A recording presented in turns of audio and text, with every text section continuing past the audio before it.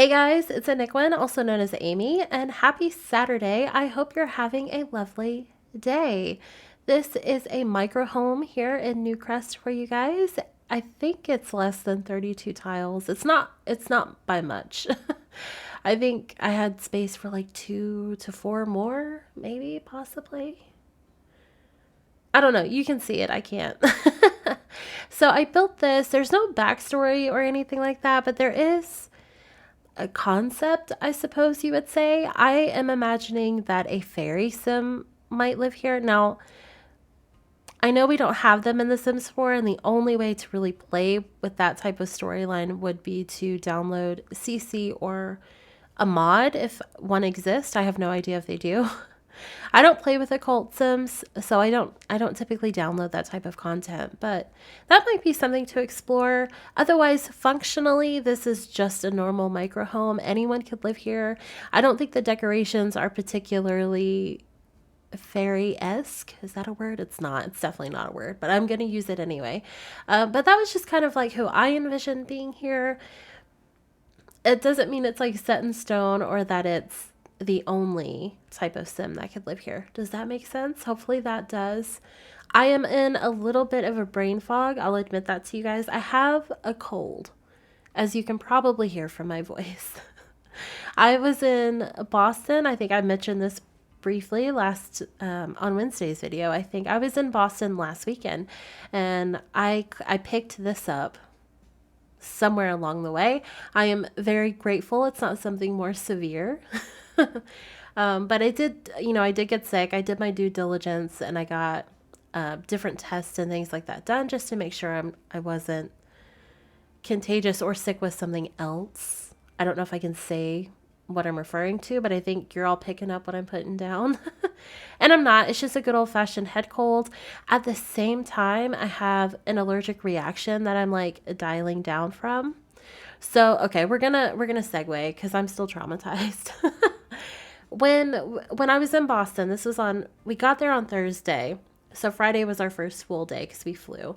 And traveling is like it's a whole day. I don't know why, but it always feels like it takes the whole day.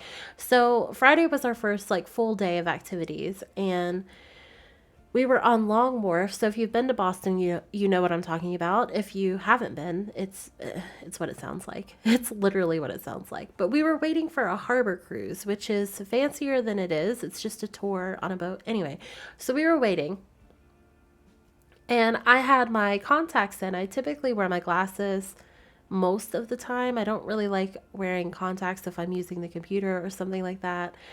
But I was out in the sun, we had a mask on. It's just easier to have contacts in. So I had them in, and something flew into my eye.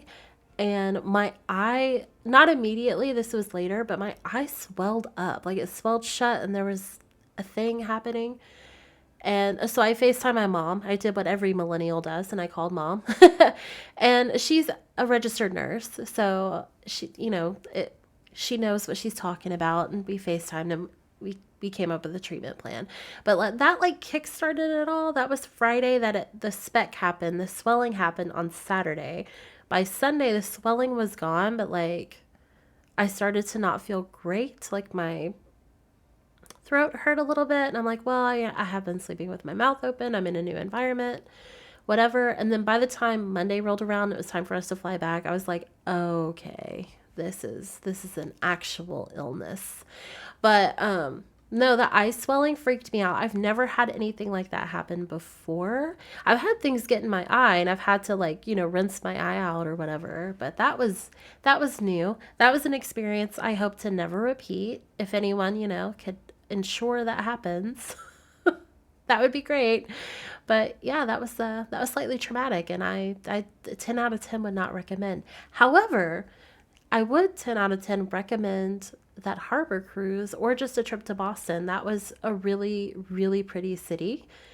Pretty's not even the word. It was just cool. I don't know. You'd have to experience it for yourself, but it's so different. I've never been anywhere like that in the world, and I won't say I'm like super well traveled, but like I've been to Berlin, I've been to Chicago, I've been to, like Charlotte, North Carolina, for example, and Boston it's in a tier all by itself. So there you go. A recommendation you didn't ask for, but you got. So back to the build. Um, as you can see, I placed that tree that if you pre-ordered Cottage Living, I believe it was, or if you ordered by a certain date, or if you purchased it rather by a certain date, you got a tree, a bike, and a gnome. That feels right to me. There might have been more, but I think those were the three things. I used the bike and I used the tree. I don't think I used the gnome, but I placed that tree and that was kind of the inspiration for the build. It has that little door. And I'm not sure what that door is supposed to be for. I haven't read the description of the item, so I don't know. I'm admitting ignorance there, but that was the inspiration. And so I placed that. I did place a little picnic area, as you saw. I love doing that. It's so cute. I gave them the chicken coop, whoever ends up living here, because it felt right, you know? Do you know what I mean? And a few bee boxes and garden plots. So maybe they're in touch with their outdoorsy side. Alternatively, instead of a fairy sim, you could actually use the plant sims. I believe you can access that without a mod, but you might need a mod to make it a long-lasting thing. I haven't played with plant sims and I don't even know how long, so I could be talking out of my butt, but that's an alternative for this. And then as you can see here, I breezed over this because I was talking about my medical trauma. This is like a little gateway slash a trellis, even though I don't think it's really a trellis. I just use columns and the little things, I don't know what they're called, friezes, is that right? Is that what that is? I use them to make this little entryway. I just thought it made it look a little bit more dynamic. I liked hanging greenery from it. I just thought this was really, really pretty. I really just wanted to try out this concept to see how it would work functionally, and I might repurpose this in a future video. So we'll see. It won't look exactly like that. This was a test run. And I decided to leave it because I liked it. I thought it, was on brand for the build. I also, as you may have noticed, gave them the wild rabbit tree stump because it makes little rabbits run around. I think it's so cute. Then we jump into the interior here, and it's fairly simple. It's 3 rooms. There's the front door, the rest of it's archway, so everything is open. So if your sim is shy, as my voice cuts out, this is not going to be the home for them. But since it's a single sim living here, I didn't see the need for a door, but I still wanted the spaces to be defined. So we jump in with the bathroom first because it's the smallest room. It's not going to take me the least amount of time. And it's just a normal 3-piece. I don't think I used any of the pieces from the same collection. I do this little trick with the little table from Get to Work. I like adding that extra storage. That's so realistic to me that it just sparks joy. In my home, in my parents' home, when I was growing up, I had a bathroom that I used by myself. I have 3 brothers, and like they would, use the restroom, but they didn't shower or anything in that particular bathroom. It was all me. So I bought a little like DVD bookshelf thing from Walmart and put it together to hold like body sprays and shaving cream and different things like that don't fit in the medicine cabinet, but you don't want out on the counter. And it's still there. Like my parents still use it because they're in the same house. And it's just best idea I ever had. So that feels realistic to me. But that was the bathroom. It's girly. It's kind of cluttered. That was just the vibe. And I really like it, actually. It makes no sense. And I think that's why it makes perfect sense, Then we jump into the bedroom. Like I said, this is for a single sim, so I didn't even try to fit a double bed. I went for a single. I placed a little armchair right beside the bed because this is also kind of doubling as a living room. I do give her a TV. I also give her a little radio that looks like an old-fashioned, actually that doesn't look like a record player. I don't really know what that's called. I just had the word in my head. Now I can't remember, but I give her that. So she has some entertainment. I don't give her a computer or a laptop. I'm imagining it's a girl, if that's not clear. I don't give her a laptop. It just didn't feel like the right thing to do. However, you can purchase one and she can use it at the dining room table. So that is definitely an option. It just didn't look good placed because I did think about it and was like, nah, it ain't the vibe. I also threw in an easel. Maybe she's creative or maybe that's something else she does to kind of while away the days.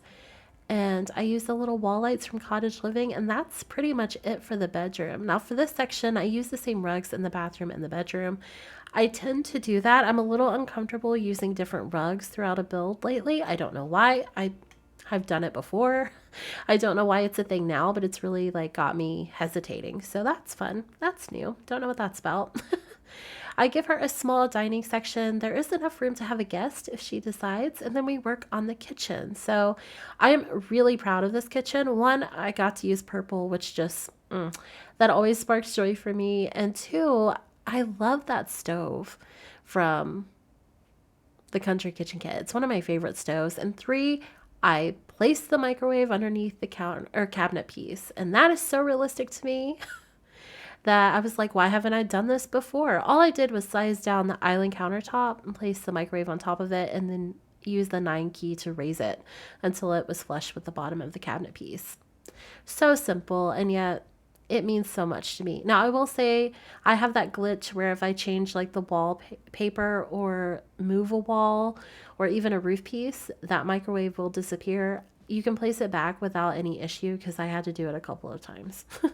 I edited it out as I started through that word, but yeah, you can place it back. It wasn't difficult to place back if that's something that's important to you. And yeah, so we're picking out some clutter here for the kitchen. And this is actually where I think I'm going to leave you guys because I am fighting the urge to sneeze like you wouldn't believe. So I'm going to go do that. As always, feel free to leave a like or a comment down below letting me know what you think. You can also subscribe if that's something that would spark joy for you. I will be posting the screenshots on Instagram as per usual if you want to hop over there and check those out. I will see you on Wednesday with my next video. And in the meantime, I hope you have a lovely day and a lovely rest of your week. Bye, guys.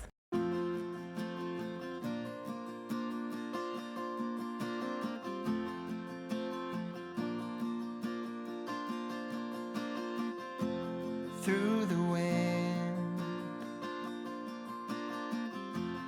I give it